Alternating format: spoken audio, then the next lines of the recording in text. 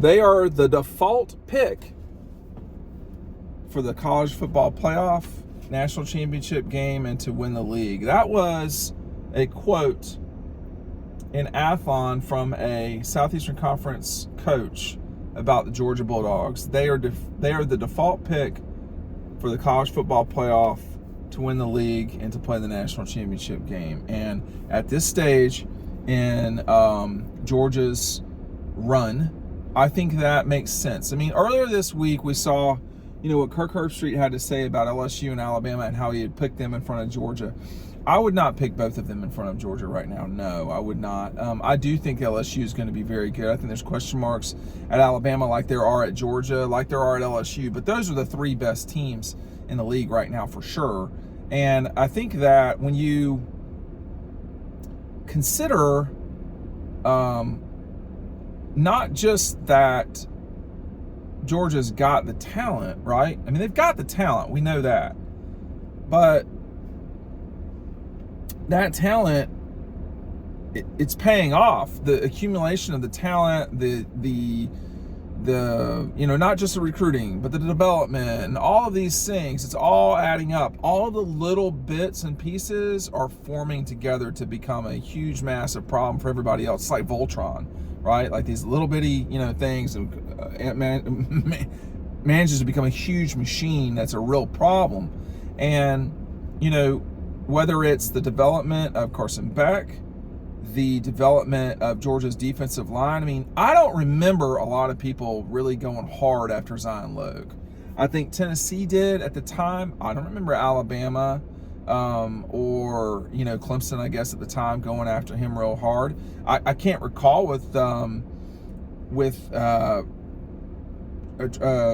Walker, not Trayvon Walker, with oh my gosh, I managed from Liberty County. He started 15 games last year, and no one recruited him. Nobody really recruited Devontae Wyatt. These guys were developmental guys, Lad McConkey. So it's not exclusively just, they have all this talent. Yeah, they do, but they're also building it and working it and getting it prepared to play and win. You can read all about those guys in our 2023 preview. The link is down below. If you pick up Double Dogs today, you will get this in your packaging. Reminder, I ran out of these last year, so make sure you're taking advantage of it. You can pick it up at Red Zone in Athens. But anyway, take advantage of this now. It's summer reading. There are no typos in it. I hand typed it. There's one typo, actually. I know where it is too. These things happen. But I think they're the default. I mean, that's what an assistant coach thinks. That's what the betting markets think. And I love hearing, I'm just going to rant on this for a second, because I was listening to, I think it was CBS Radio yesterday when I was driving, and they were talking about how Georgia doesn't play anybody. Well, first of all, Georgia can't help how good or bad their schedule is. Nobody was feeling sorry for Georgia in 2017 when they played top 10 Auburn on the road. Nobody felt bad for Georgia when they were playing top 10 LSU, Florida, Kentucky. Georgia's played more top 10 teams in the last 7 seasons. That's a consistent thing. And,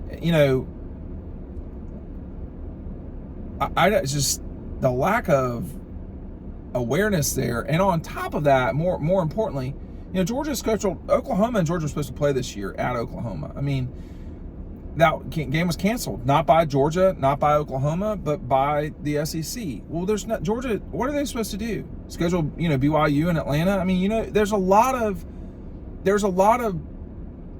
to throw that together in a 6 to 7, 8 month period. Well, it's 8 month period, obviously not. To throw it together in a 10 month period, that's hard to pull off. So it just was. It is what it is. Was what it was.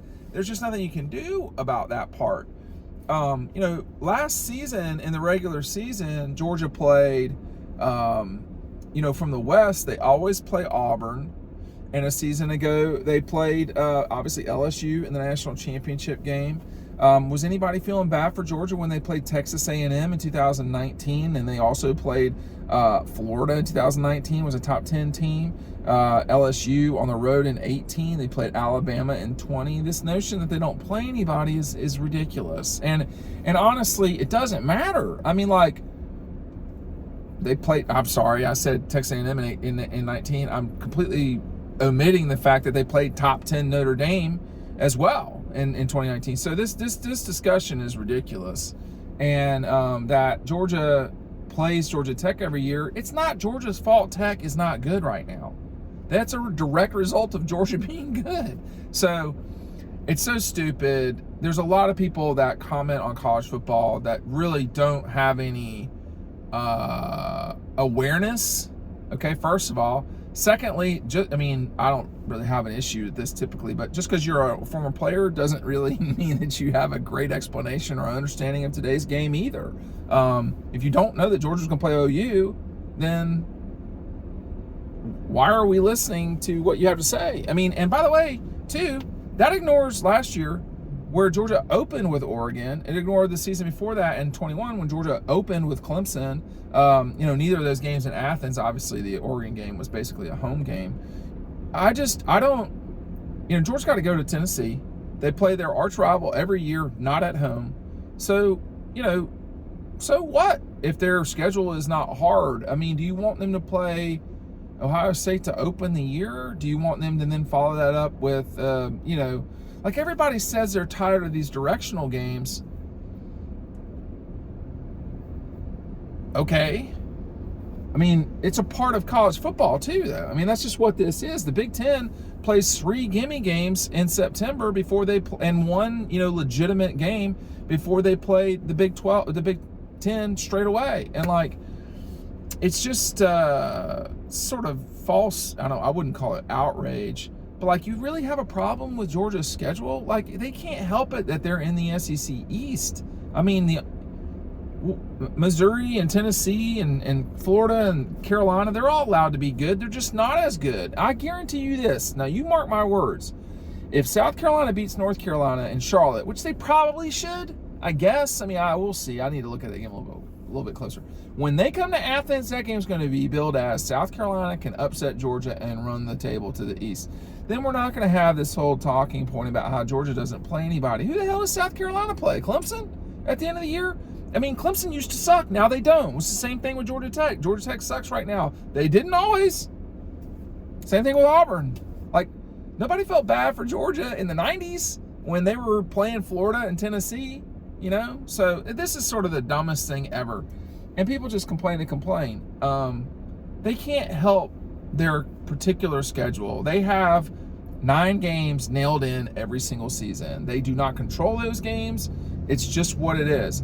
The other 3 games, Georgia has, not just Kirby, Georgia has aggressively scheduled. When you think back to Mark Richt, I know I've gotten off the subject here, but Mark Richt, Clemson in 02, 03, 05 with Boise, 06 with Colorado, 07 with Oklahoma State, 08 with Arizona State, 09 with Arizona State, 10 with Colorado, 11 with Boise, 12 they did not have one, 13 and 14 with Clemson. I mean, they're scheduling big names, if you want to call it that. But, I think Penn State's the only Big Ten school that I can think of off the top of my head that will come to an SEC school. These schools are just they're not going to give away home games. They're not going to do it. It's a money thing. It's not that. But when you talk about they're the default pick for the college football playoff, yeah. And I don't think that's going to change, not in 2023 at least.